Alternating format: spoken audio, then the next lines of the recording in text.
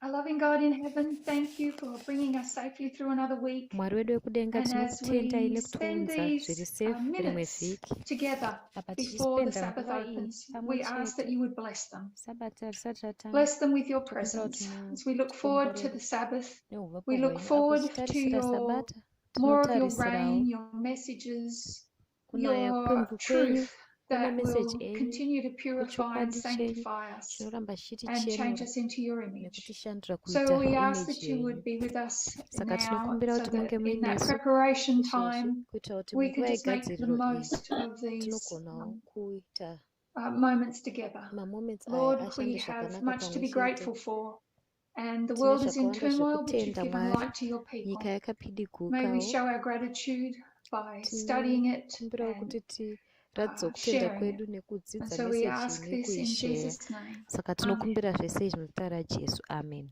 Okay, so we've been studying atheism. Alright, saka tanga tiri kutarisa atheism. We started with the great controversy where takatanga negreat Ellen White talks controversy about Babylon apo being Ellen made White up of anotaura various nezvebhabylon organizations and yakagadzirwa religious groups. nemaorganization And as akawanda we went nema-religious through groups the akawanda principles of patakaenda the ideologies and mumaprinciples philosophies of ema-ideology Daniel nemaprinciple 8, I adaniel think we could 8 safely say that tinogona kutaura atheism kuti is a religion. atheism chitendero So it has all the characteristics ine of macharacteristics false ese religion. chitendero So we went, chekunyepa because we started with Babylon, we saka went takaenda back nekuti to takatanga nebhabylon the alpha of Babylon, to takadzokera the beginnings, the kumavambo root of ebhabylon Babylon, kumudzi and that is the webhabylon Tower of Babel. ndiyo tower So when we rebhabel looked at those passages in patakatarisa Patriarchs and mapassages Prophets aya after reading muna Genesis patriarchs and 11, prophets does tapedza anybody kuverenga like to share genesis some of the 11 characteristics panada of kushare Babel here that mamwe stood out for them characteristics when we ebhabel read Patriarchs and akaita Prophets? stand out patakaverenga kupatriarchs and prophets? Just definitive characteristics macharacteristics anongoidefine connected with the Tower of Babel. akabatana netower rebhabel. They wanted to be remembered, famous and well-renowned vaida forever, kurangarirwa nekuva nemukurumbira nekuzivikanwa zvikuru. They wanted, it's almost like they wanted immortality. Zvoita sekunge vaida kurarama nekusingaperi. Just up to my notes.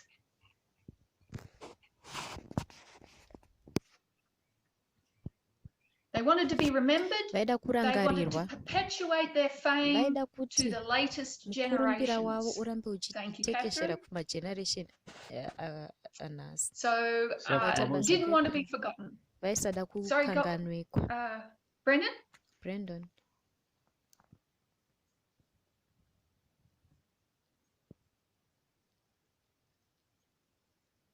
It was me, Terrie. Oh, Molly, sorry. On the Molly, sorry. Yeah, they wanted to rule by suppressing others. Vaida kutonga vachitsikirira vamwe pasi. Yes. So it started out as a freedom movement because they didn't want to come under the constraints of God's law. They wanted freedom, but it ended up being they wanted a monarchy. So to control the people. Thank you, Molly. And of course, if you're going to have monarchy, you've got to have a king. Who was their king?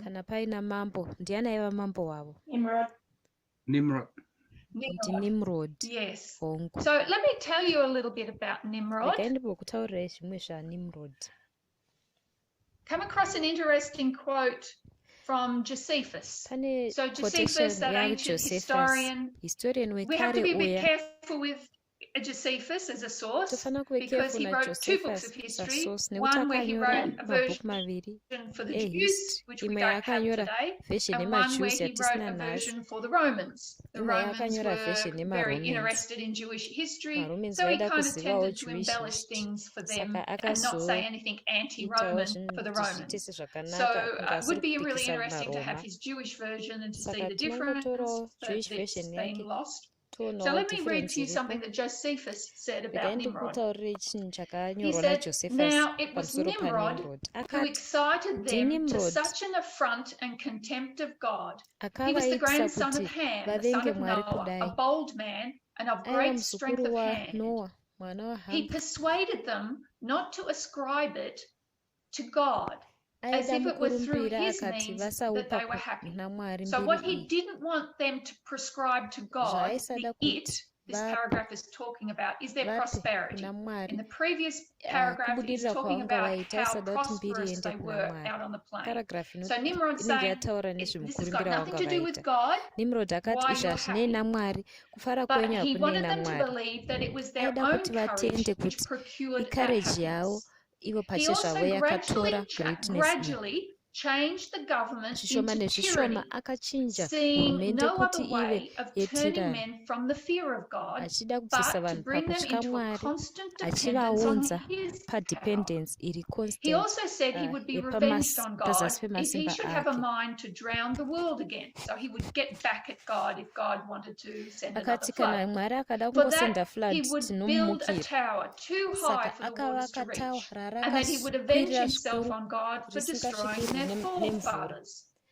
Now, the multitude were very ready to follow the determination of Nimrod and to esteem it a piece of cowardice to submit to God. And they built a tower, neither sparing any pains nor being in any degree negligent about the work. And by reason of the multitude of hands employed in it, it grew very high, sooner than anyone could expect. But the thickness of it was so great, and it was so strongly built, that thereby its great height seemed upon the view to be less than it really was. It was built of burnt brick, cemented together with mortar made of bitumen, that it might not be liable to admit water. And then he goes on to say, to tell the story of God's reaction to this tower. So a couple of interesting things there, that he couldn't get the populace to stop fearing God. So that's why he had to bring them under his control. And the people were, once they got the idea of this tower, were really only too happy to be involved. They loved the building of this tower, and they got in very zealously, and it went up very quickly. So it was built quick, and it was, because it was, it grew high sooner than anyone could expect. And it was built so strongly that it didn't actually look that it was as high as it was. Sorry, no, I'm reading that wrong. Its great height seemed upon the view to be less than it really was. So that's right. So it was higher than it looked. I think that's what I said the first time. Anyway, so just a couple of interesting things there. And this is taken from Jewish tradition. So it's also, this account is also in the Talmud and the Midrash. So there's a few sources there that agree. So that gives us a bit of an insight into Nimrod. So Nimrod, the mighty hunter before the Lord. So when it says before the Lord, the literal Hebrew translation of that is in God's face, which basically means against the Lord. So he was the mighty hunter against God. And some say that he is the original Baal. So this is where Baal worship comes from. And because Baal is the god of fertility, but also the god of rainstorms, of weather, in particular rain. So fertility and rain going together. So that is kind of interesting when we think of the flood and the building of the tower. He became the god of the weather. He was going to control the circumstances that were troubling the people and putting the fear of God into them. So we talked about Nimrod. He was the monarch. We've talked about they wanted to build a tower that was perpetuate their fame. Any other characteristics that you can think of?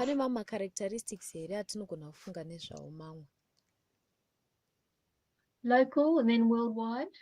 Yes, thank you, Marie. So they, while they built the city on the plain, their long-term objective was for it to be a universal kingdom. Thank you. Anything else?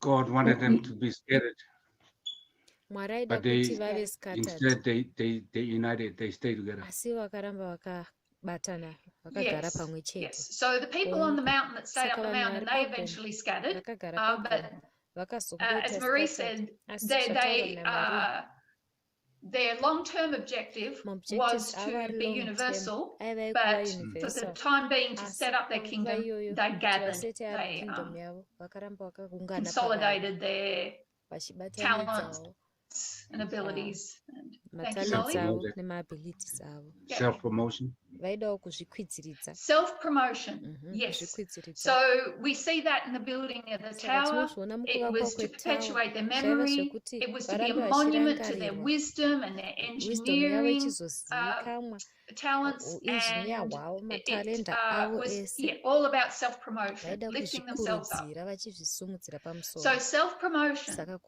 There's another kuzvikwidziridza main one I'm pamusoro. looking for. Pane chimwe chikuru Think about chandikutsvaka. why they're building the tower. Fungai One of the towers is nekumhaka one of the reasons for yevaivaku the tower tower is self-promotion. imwe The other reason reason is self-promotion Catherine. imwe reason Oh, no, ndeyiti I don't think I was going to say about researching where the rain came from. ndanichazotaura But they zvekuti wanted to sort of find natural vaida connected kuti to that. mvura yayabva kupi. Yes. Why?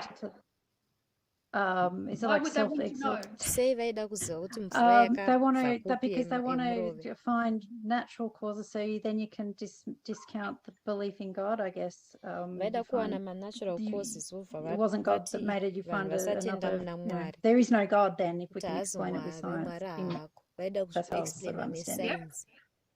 No, that's true. That's Hongu true. chokwadi. So So the like purpose of the self-exaltation in tower. some way. Yes, it's very much connected with self-exaltation. Yes. Vaidawo Lift themselves up through kuzvisimudzira their pamusoro wisdom and kuburikidza knowledge. neruzivo rwavo But there's another, it's connected to what they want to find out, neuchenjeri hwavo. Catherine. Asi pane zvimwe zviri connected nezvavaida Why is Fear it of another to flood. find zvataura out naCatherine. the fear of another flood? Vaitya They're yeah, lifting so they themselves up. vaizvisimudzira. Yeah. So it's sort of like a win-win. Saka They escape the flood, but then they also become super intelligent vakanzvenga so that they can murove determine vakazovawo how intelligent to zvakanyanya escape it vada or understand kuziva how kuti it works in the first place. zvinoshanda sei So you think zvemurove about izvi. it. They're building Fear this their own tower. safety. Everybody's Saka involved. vari kuvaka Sorry, tawa Molly? iri munhu wese ari involved. They wanted to secure their own safety. Vaidawo kusekiwawo safety yavo Self-preservation. Two kuzvichengetedza things. Self-exaltation, zvinhu zviviri self-preservation. kuzvikwidziridza Yes. nekuzvichengetedza. So, but who gets preserved? Asi ndiani In anochengetedza reality, is muchokwadi everybody chaizvo going to chaizvo get up that munhu tower? wese achakwidza here netawa iri. Just like the rich and famous people back then. Vane mari Same nevaizikanwa today.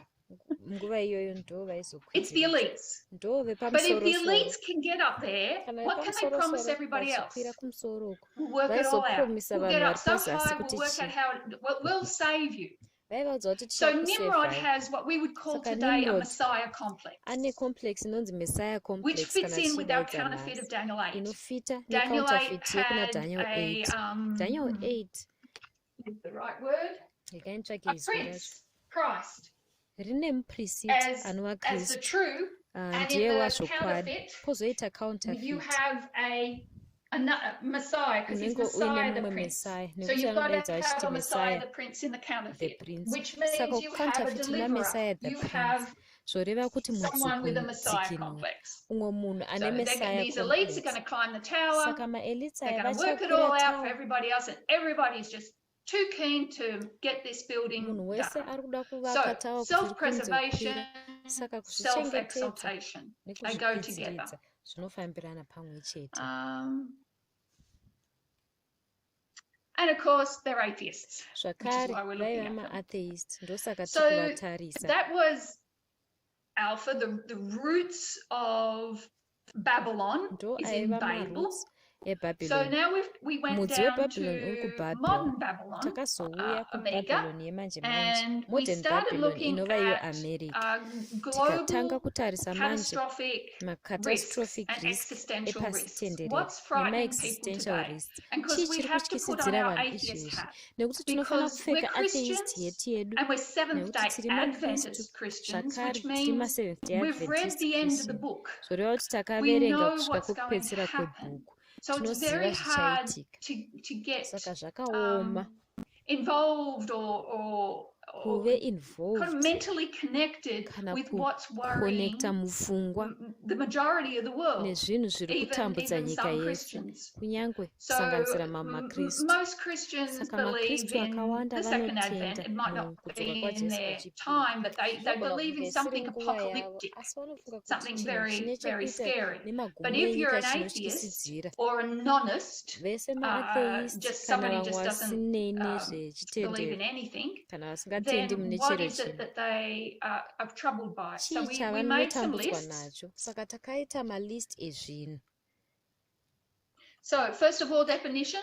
A global catastrophic risk is a hypothetical future event that could damage human well-being on a global scale. That's different to an existential risk. An existential risk could permanently and drastically curtail humanity's potential. So something catastrophic might not wipe everything out, but it would certainly put things back and kill a lot of people. Something existential has the propensity to wipe out mankind, to bring them to extinction. So we're looking at both catastrophic and existential. First of all, we went to non-anthropogenic catastrophic risks, which means they're naturally caused, not man-made, natural. And we looked at the possibility of an asteroid. I just want to share screen. And this came up. This is something that was just this month. The huge planet killer asteroid discovered, and it's heading our way. It turns out it's going to miss us. It's just heading our way. But these are the things that you can see regularly in our news service. NASA is watching. There are agencies, organizations watching for this. With a diameter of 1 to 2 kilometers, this space rock crosses our orbit, but it has no chance of hitting Earth. They say they've discovered the largest planet killer-sized asteroid in 8 years. It will cross our orbit. It's got a name, etc. So it just gives you an idea that this is things that are being watched. And we talked about, and I led you down the wrong path there. The NASA, it's actually got another name, hasn't it? Just bear with me.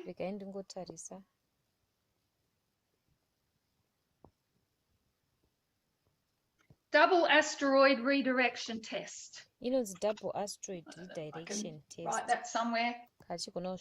We might run this out. Just a minute.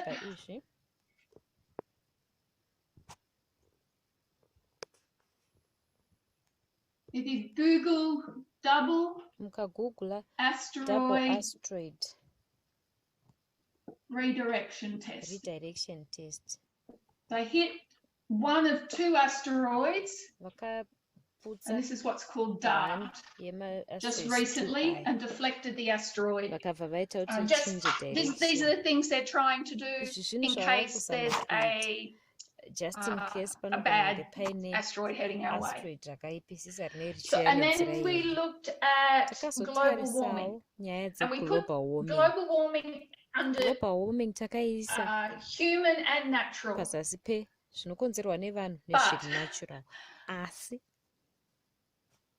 Oh yes, so what would cause a natural global warming? Does anybody remember?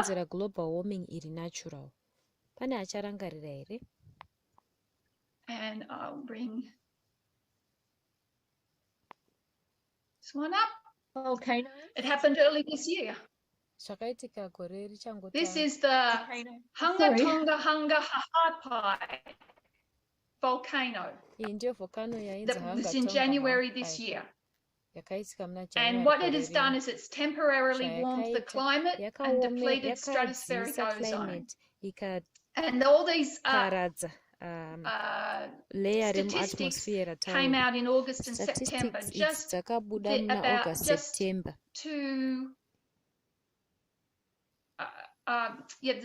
the impact that volcanic eruption had on global warming. It will dissipate, but it's these super volcanic eruptions that can cause a runaway global warming. The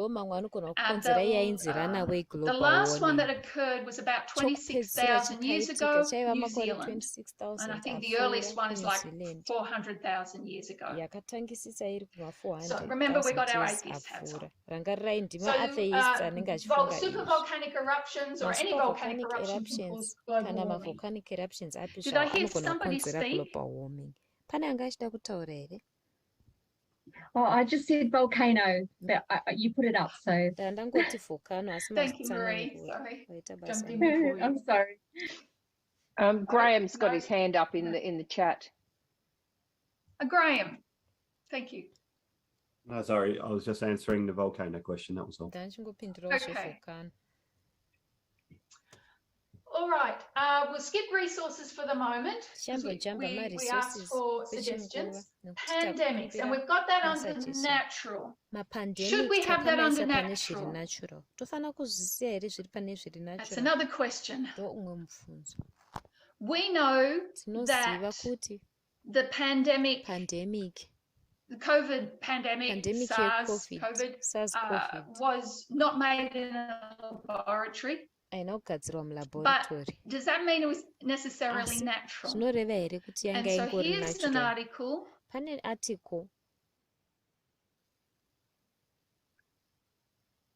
from The Guardian. This is a couple of years old. Pandemics result from destruction of nature, says the United Nations and the World Health Organization. It says here, pandemics such as coronavirus are the result of humanity's destruction of nature, according to leaders at the UN, the WHO, and the World Wildlife Foundation International.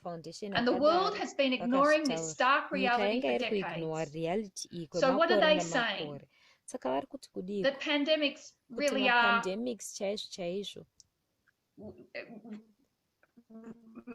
man-made, even though we're not artificially creating the pandemics. They are a result of man's destruction of wildlife habitat and interference. So I'm going to take pandemic out of here and we'll put it over here.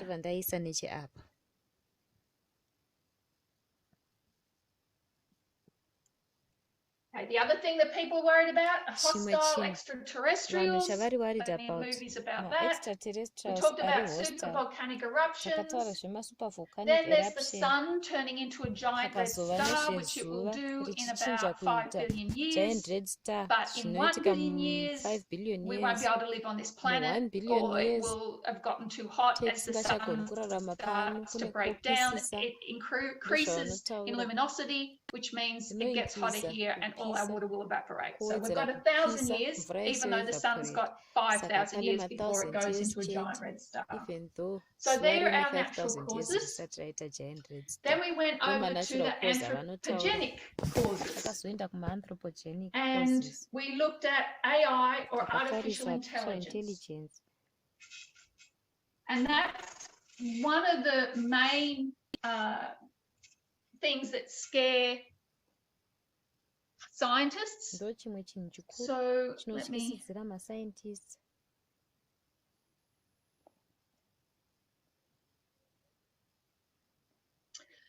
So what I want to write up here is AI, but I'm going to write AGI. About AI. Why? Artificial intelligence and the science connected with it and the engineering connected with it is a growing it's a progressive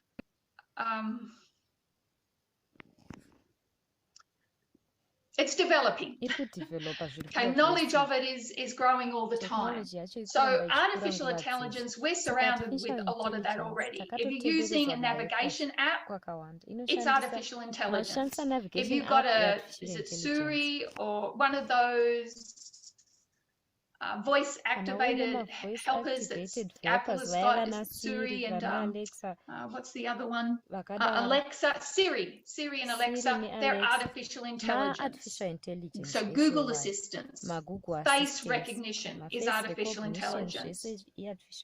Our online banking, that's a lot of artificial intelligence. That's not the artificial intelligence that has people worried. It's AGI, artificial general intelligence. Artificial general intelligence is where the machinery can write its own software. It's when a machine becomes as smart as a human. So its intelligence is it becomes self-aware, and it can write its own software. You might have heard of the word sentient. So earlier this year, I think it was June, there was a Google engineer that was fired because he said that the machinery he was working on had become sentient. So Google fired him. So sentient means that it has become self-aware, and it was able to have these conversations with this Google employee. So there's a lot of controversy out there whether these machinery is sentient or not. So we will look into that a bit more another time, but just bear in mind that there is a difference between AI and AGI. But let me bring something up.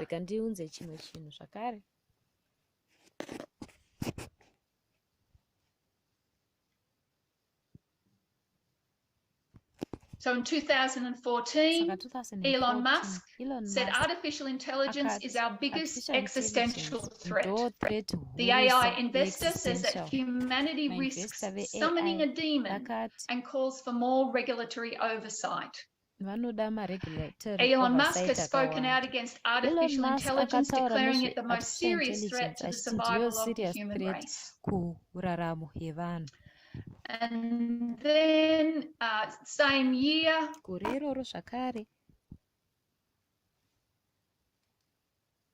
Stephen Hawking in December came out and said artificial intelligence could spell the end of the human race.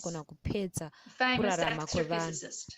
He says the development of artificial intelligence could spell the end of the human race. The famous astrophysicist said he believed technology would eventually become self-aware and supersede humanity as it developed faster than biological evolution. And that concept has only grown more since 2014. Okay. Then we looked at global warming. So it's not global warming as such that has people worried about existential threat. It's runaway global warming, or maybe I should put runaway greenhouse effect.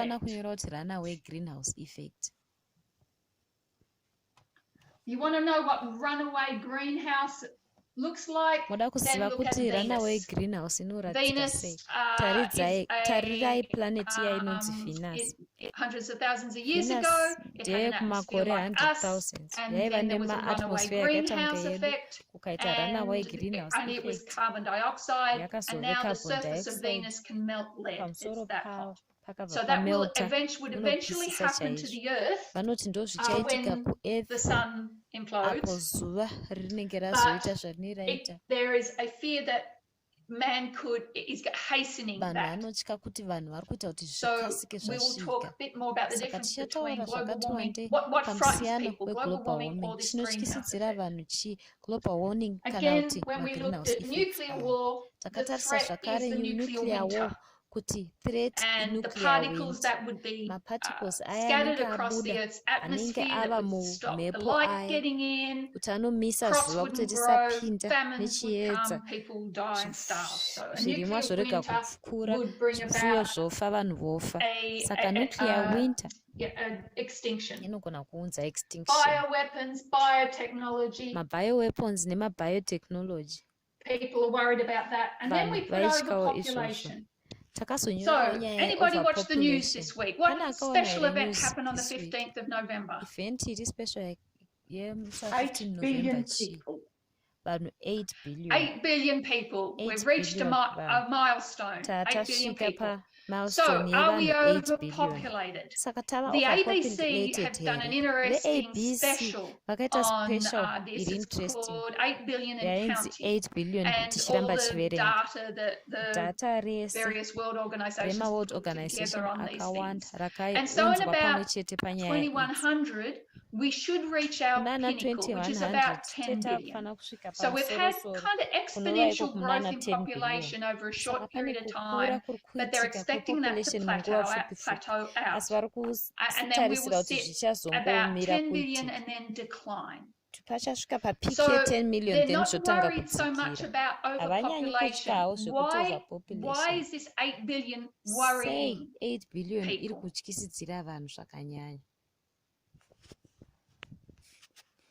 Anybody read the articles or see anything?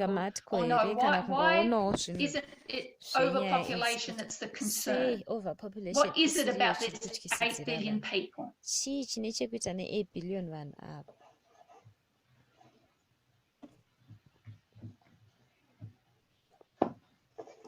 What kind of a population are we? We are an aging population. We're getting old, so people are living longer and they're not having enough babies. So the population is aging. That's the concern. So if you watch this ABC special, once upon a time, not that many decades ago, the average amount of children was 5, and then it was like 2.5, and now it's getting, in Australia at least, so the only countries where population is increasing is the African continent, and a lot of that has to do with women not being able to get education and jobs. But in countries where they can get education and jobs, then the birth rate is slowing down. And that worries people, and we'll find out why that is of concern. So I'm going to put it overpopulation here. When we talk about resources over here, that should be over here as well, because we've got enough resources. It's the inequality of the distribution of resources that's the problem, and that's man-made. We talked about environmental degradation, and then we put pandemic over here as well. So any thoughts or comments about these catastrophic global risks and existential risks? I just saw an article, I didn't read it, but I saw the headline, something about they're talking about how the sperm count is dropping as well. I wonder if that ties in with what you're going to say. But maybe this is why they're concerned about that, given what you've said tonight. So. There it is there, Catherine. Yes, ABC, it's on all the new study reveals global sperm count is significant and accelerated decline. So, thank you. Yeah, that's part of it. So it's not a concern about overpopulation. We're not breeding like we were. So there was another one that we could put up, and that is repressive.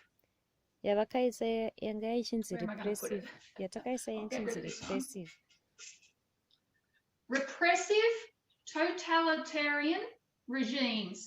Repressive totalitarian regime. So that is a fancy word for one world government. A one world government that it won't mean existential risk, but it would be where the propensity for civilization to improve would be stopped and all go backwards. So that would be a catastrophic global catastrophe if there was a repressive totalitarian global regime. These are things that they talk about.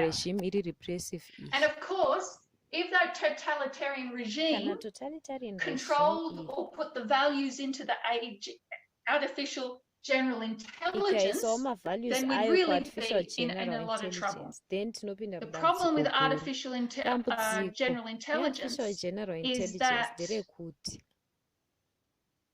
let me read you a quote. This is an AI pioneer, and he said, if we use to achieve our purposes a mechanical agency with whose operation we cannot interfere effectively, we had better be quite sure that the purpose put into the machine is the purpose which we really desire. So what's he saying? If we created something that ultimately we won't be able to control, we better make sure that the values and the goals that we put into that machine are the ones we really want to have. And that would be the concern if you had a totalitarian regime putting their values and goals into AGI, and then the AGI took over the world. So some of the scenarios that people suggest is, say you had superhuman intelligence, and you said to that superhuman intelligence, and I'm not talking about robots of the body, I'm talking about machine, computer. And you said to the computer, we want to solve global warming. And the computer went tick, tick, tick, tick, tick, and said humans cause global warming. So they kill all the humans. So they've solved the problem. So these are the things that they're these are the things they talk about and worry about. Okay. All right. So we're worried about extinction. We're going to look at the big picture. Tichatarisa picture yachihombe.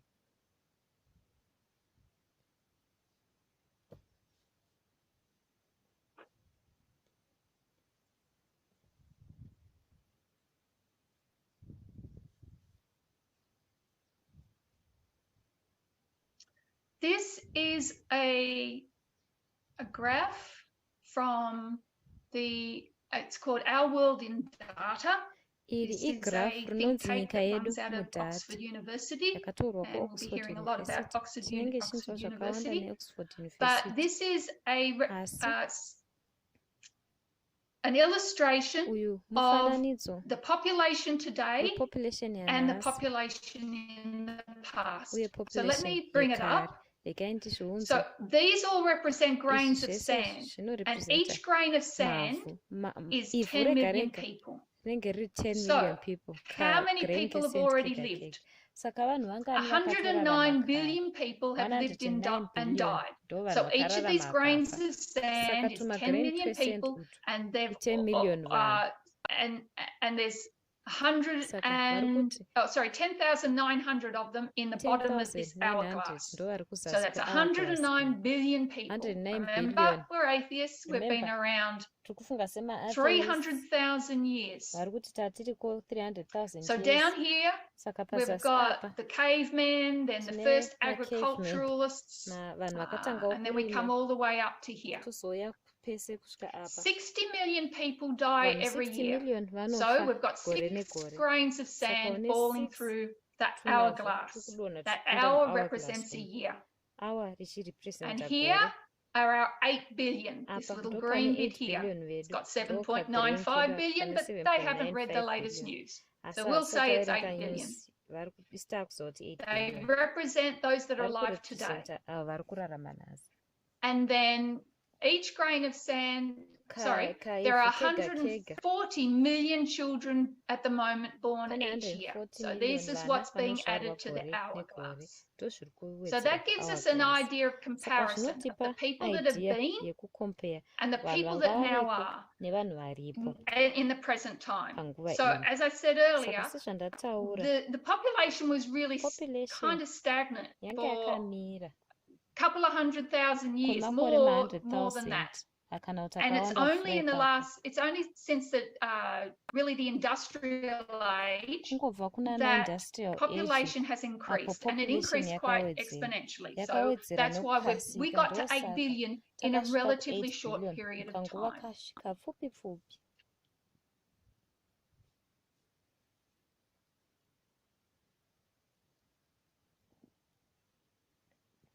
Oh, okay.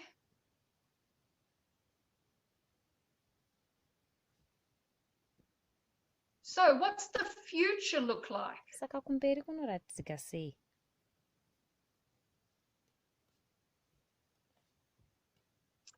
Here we've got another illustration. Our potential future is vast. Let's bring this up. Let me make it a little bigger. Okay.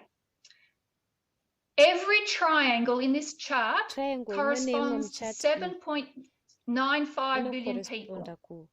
We know we got 8, but we'll ignore it. So every triangle is 8 billion people. So here in the past, so the bottom part of that hourglass, we've got 14 triangles. That represents 109 billion people that have lived in the past. Those that are living at the present is one triangle, 8 billion people. What's the future going to look like? It's vast. Make it a little smaller. Remember, every triangle is 8 billion people. If we remember, we'll go back to our line here. The average lifespan of a typical mammal species is about 1 million years before they go extinct. So that's typical. There's been a lot of species extinction over the millennia. So if we're a mammal and we've got 1 million years, we've been around for 300,000 years. We have the propensity to live for another 700,000 years. But with our technology, and if we can navigate all these problems that are facing at the moment, we have the potential to live for a very long time. And in that long time, there are going to be a lot of people. So let's go back to...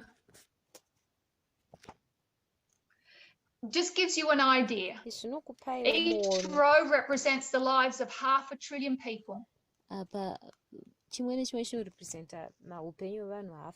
We go all the way down here. It takes us down here. There would be 100 trillion children would be born in the next 800,000 years. So we haven't even got to 1 billion years yet.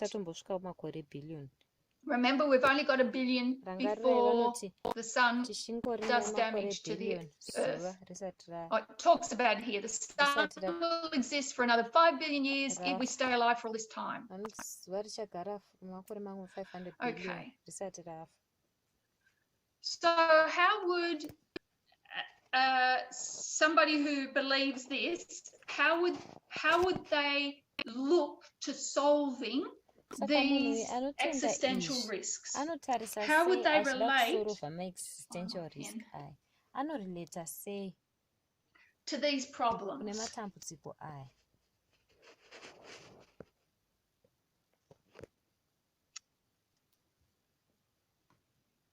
So Philosophers and think tanks have spent the last couple of decades thinking on these issues. And I want to share with you one solution that is been slowly taking the world by storm. And when I say the world, it's only really been introduced this year to the general populace, but it has been around in the think tanks of universities for probably about 15 years, generally, but longer than that, we could trace it back to the 1970s. And it's called long-termism. Long-termism.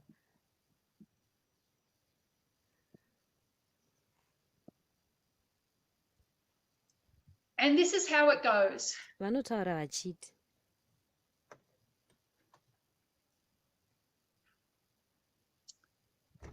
This is the mantra.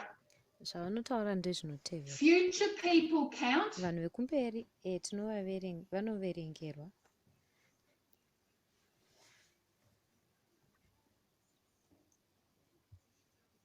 There could be a lot of them.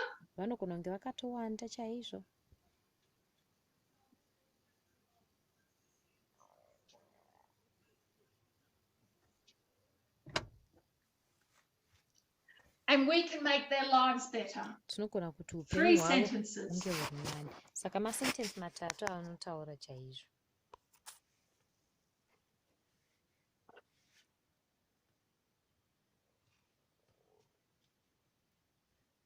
Now, when we talk about long-termism, this is different from thinking long-term. We should always be thinking long-term. Now, remember, when we're looking at these, we're looking at a counterfeit.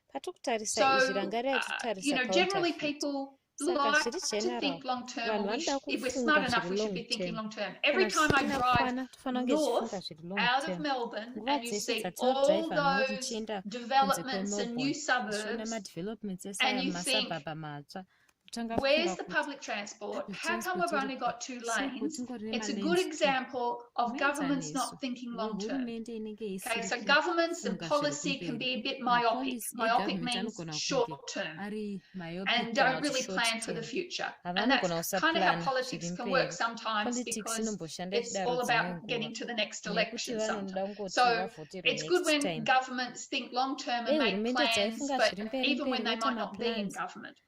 So there is efforts to be long-term in thinking, and sometimes we're not. So, but when we're talking about long-termism, we're not talking about fixing global warming for the next 10,000 years. We're talking about thinking about the next hundreds of billions of years and trillions of people. So future people count. So the premise goes like this. If I'm walking along hiking along a trail and I drop my glass bottle and it breaks, and a child comes along after me, maybe that afternoon, maybe the next day, and they cut their feet, I have created harm for that person. Does it make any difference if that child comes along the next day, or she comes along 100,000 years after? And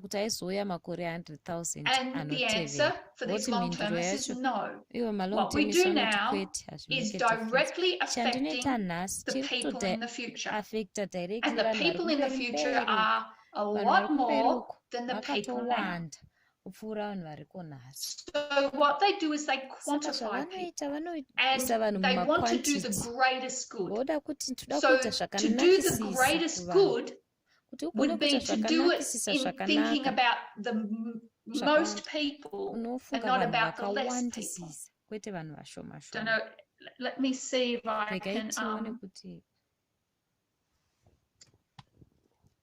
This will explain it better. The key argument of long-termists is that our planet will remain habitable for a few billion years, which means that most people who will ever be alive are yet to be born. Therefore, the first and foremost priority of long-termists is to minimize existential risks. This includes events that could lead to human extinction. If we're really going to think about the future and all those trillions of people that are going to live in the future, then we have to navigate the problem that we're facing at the moment. And the problem we're facing is extinction, global and existential risk. So we talked about last week. We're here 300,000 years in, and scientists are saying maybe we got 30, maybe we got 100, but I doubt we got 200 years left. Which,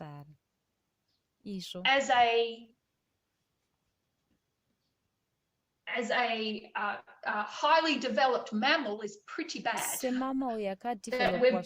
got ourselves into a place here where we won't survive. So how are we going to navigate this time period so that we can do the greatest good for all these trillions of people?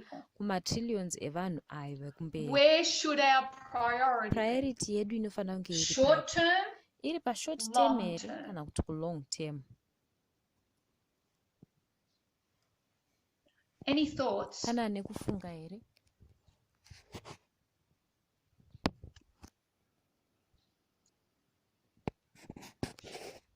How does that sound to you?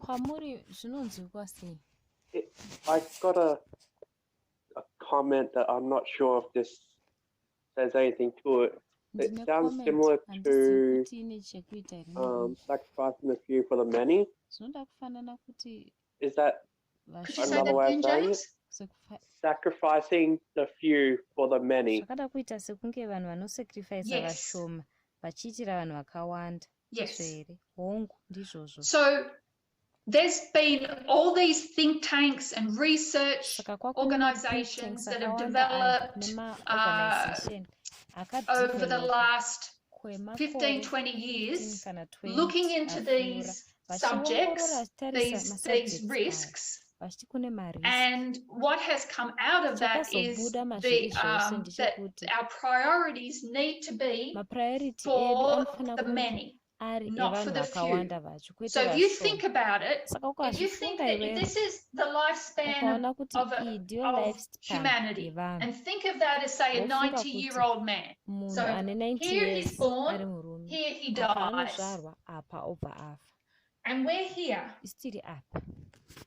And something like World War II happens, and between 40 million and 50 million people die. On the scale of things, that 40 or 50 million people, is it really a big deal?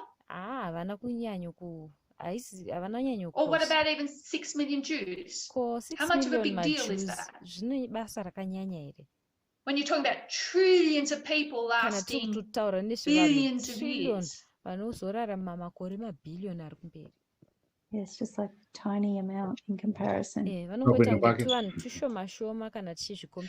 90-year-old man has knocked his knee. He probably hasn't bruised it, but he was,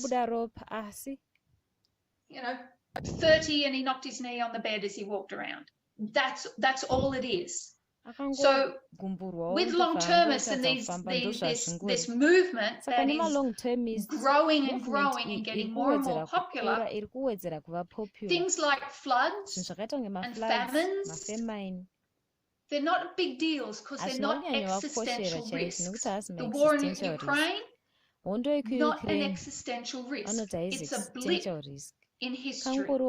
Money, resources, policies need to go to these problems. A lot of money being funneled into, and this is the irony of it, not only developing AGI, but working out, just as much working out how they're going to control it. It's called alignment. we need to align AGI with our goals and values. And there's a problem with that. They're worried that it'll be non-aligned. It'll think what it wants to think. It'll go off the rails. So a lot of money being funneled there. Let's talk about population. So we're here, and within 100 years, we'll reach our full potential. In fact, we reached the pinnacle in about the 1960s of our growth rate. So it's slightly been going down since the 1960s, and we'll reach our plateau by 2100. Yeah. Why is that a problem?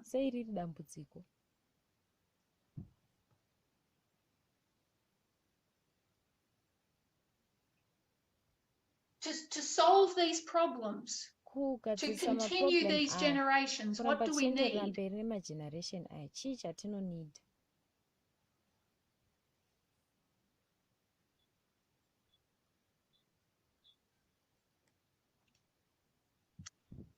We need women having children,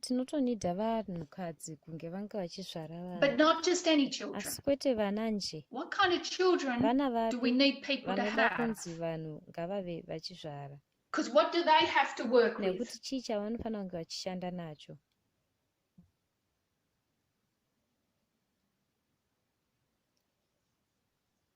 The answer to all our problems lies with technology. So we need smart children, educated children. Elon Musk said, it's just a shame CEOs aren't having more children. We need CEOs having more children. He's had 9 so far and intends on having some more. Somebody suggested he needed about 500. He thought that was a bit over the top. But he recognises that, and that's further, I don't know if I've got those articles.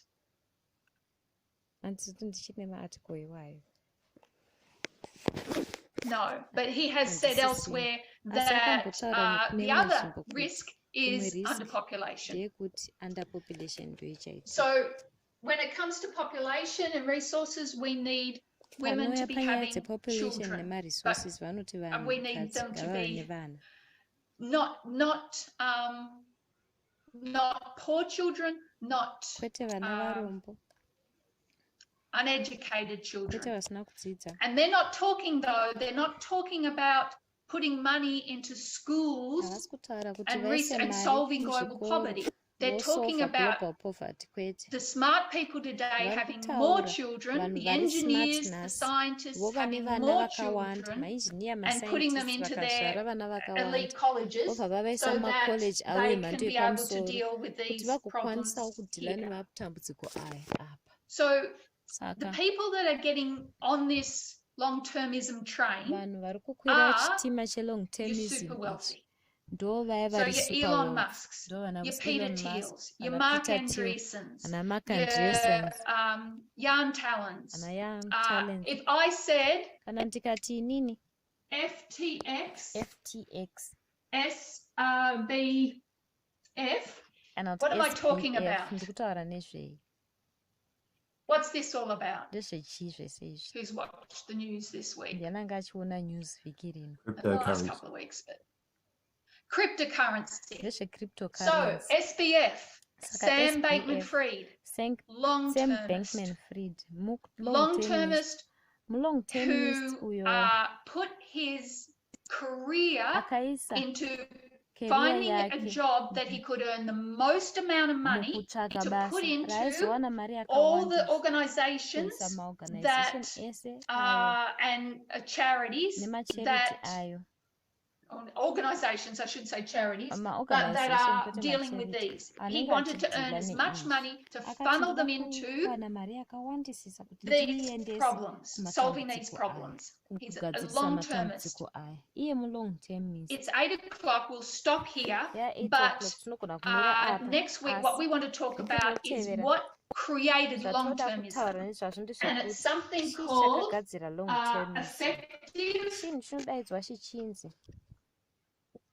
effective altruism. Altruism iri effective. So what is altruism? Altruism chi?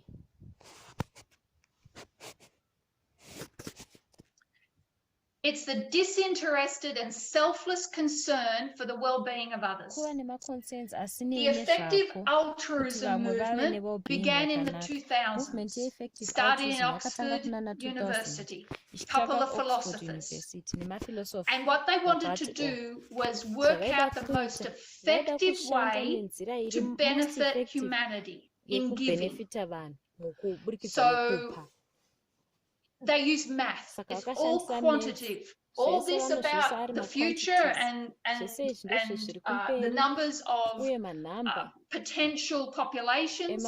It's all about math and working out probabilities, and it's actually a lot of guesswork. But anyway, they use the mathematical equations that go over my head. But they effectively use mathematics to determine what is the most effective way to benefit humanity. So here's an example. You've got a charity like Make-A-Wish Foundation, and little Amy has got cancer, so she makes a wish. She wants to be Batgirl for a day. So they gather all this money and they, she gets a costume and somebody comes dressed as Batgirl. Maybe they'll fly to Disneyland. Some of those things could cost, say, $10,000, anything between $5,000 and $10,000, and you've benefited a child, made her feel good while she's going through a traumatic experience. Whereas effective altruism would say, no, they would do the math and say, we need to put that amount of money into mosquito bed nets in a third world country, and then that would buy a lot of bed nets that would stop malaria, etc. So the intentions started good. Effective altruism. How to do the best good. As that snowballed, what they did was there were many think tanks that developed from that first group. One of the ones is called 80,000 hours. And 80,000 hours is about the length of time that you're going to spend in a career. So you're a young person, you're going to uni, and they will mentor you and say, you want to do the best good for humanity, then you might not be joining a charity. Why don't you join Wall Street, where you can earn a lot of money and funnel that, or get a job in a petrochemical company. Find the best paying career move that you can make to benefit this, to benefit humanity. So 80,000 hours. It's a quite a big organisation. The effective altruistic movement at the moment holds about 46 billion in its coffers, ready to help. So this is no small thing. It has large donors that are keeping it running, and there are others. Let me give you a few other names, and you can just tell by their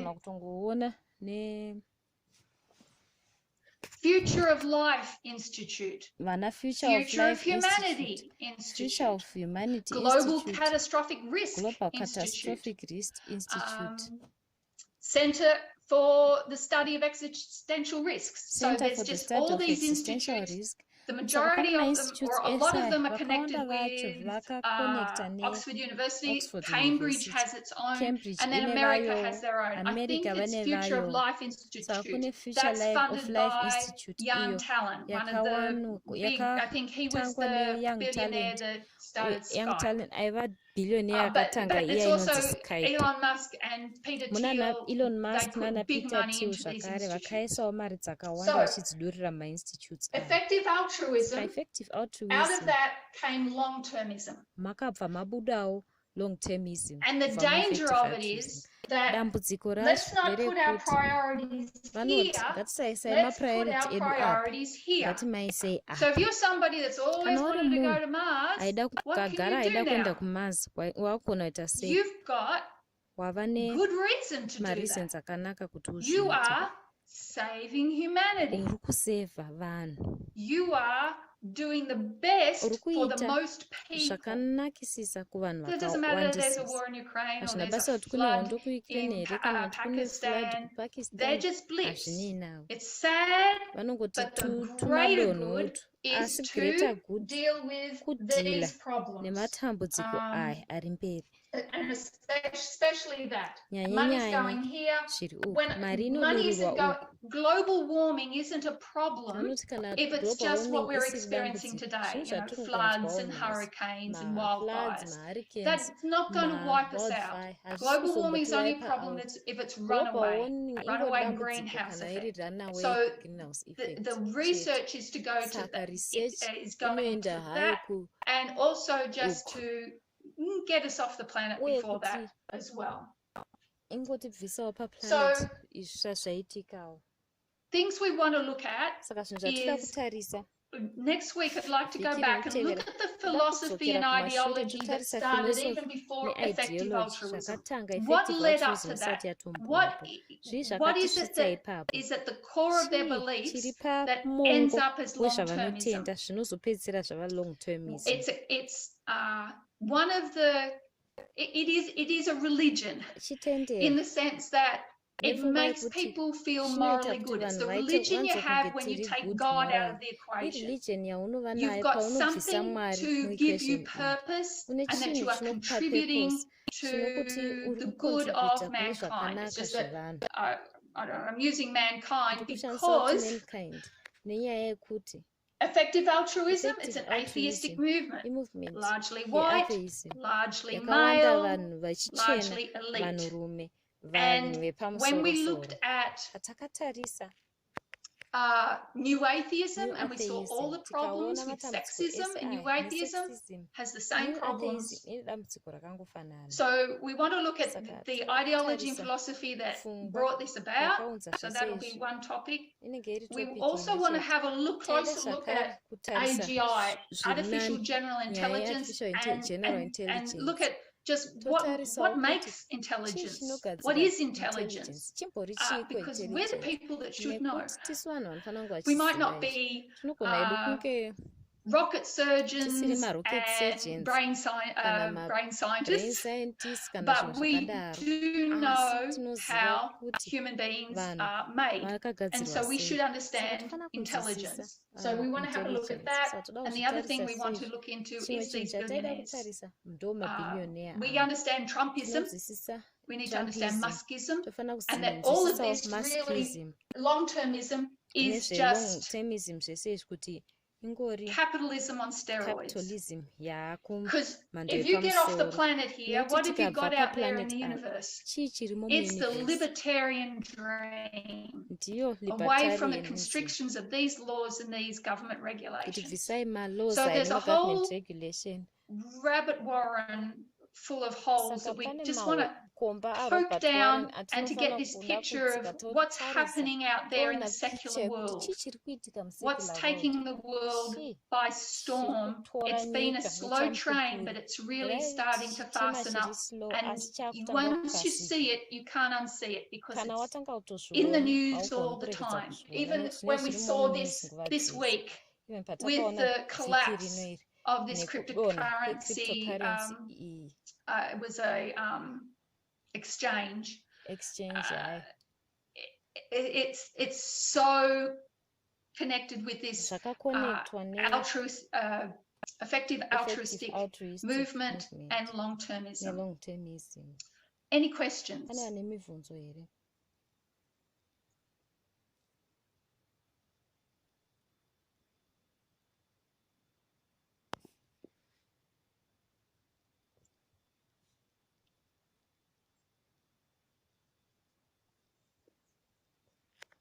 No thoughts?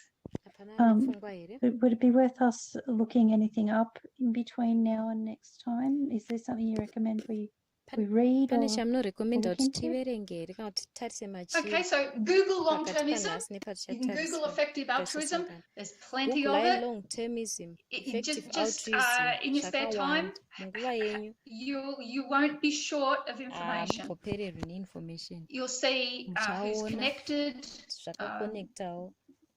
It is, when we talk about not going down rabbit holes, it's a warren. So just be aware you don't want to fully immerse yourself in it. But yes, if you just look up those, and the thing is, we've got to sift sources. A lot of this, the majority of this is left-wing. And so even good journalists see that long-termism has really beneficial, will have beneficial results. So there's a few that see the problem, but not all of them. Some of them are a little skeptical, but it's quite entrancing. This whole idea of doing the greatest good. It makes mathematical sense. So just be aware if you're okay, I'll give you a couple of names. So William McCaskill. So hakuna William McCaskill. How do you spell? I might have spelled that wrong. I have. William McCaskill. I think that might be it. And Toby Ord. Toby Ord. Let me double check. He's an Australian. Toby Ord ndewe kuno ku Australia.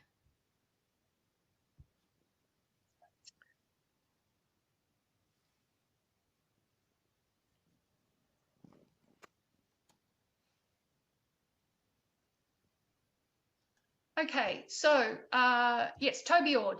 Let me show you two books. Not that I'm telling you to buy them. It's just being aware of them.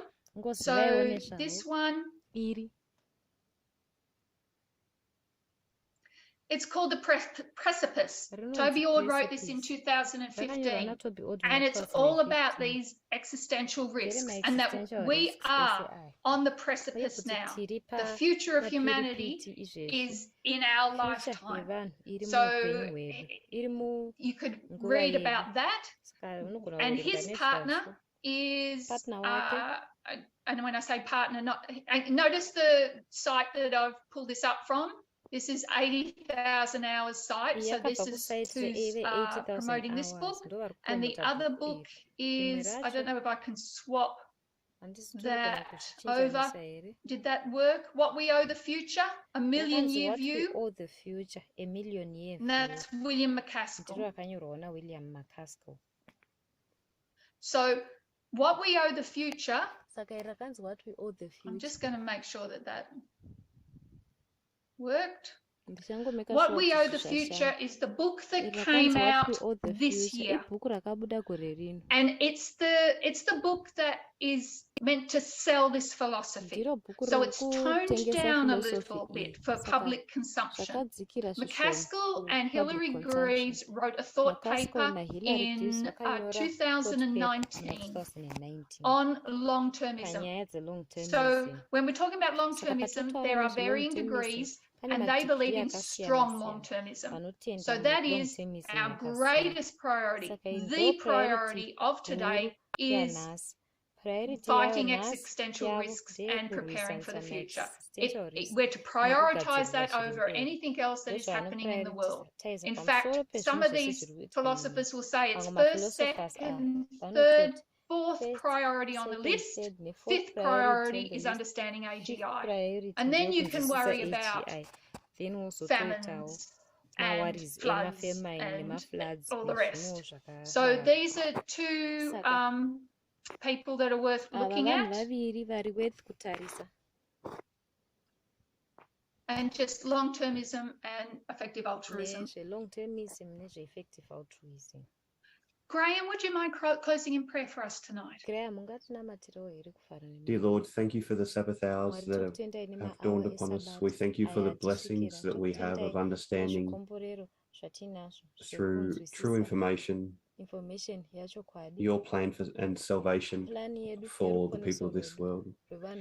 We look into the understanding of atheism and we ask for deeper understanding as we search out these subjects. Bless Elder Terrie with her presentations as she unfolds to us the deep workings of these topics that we are learning. Help us to grasp the concepts that atheism deals with and how it relates to us and to the people in our time. We ask for greater clarity as you continue to pour out your love and rain upon us. In Jesus' name we pray. Amen.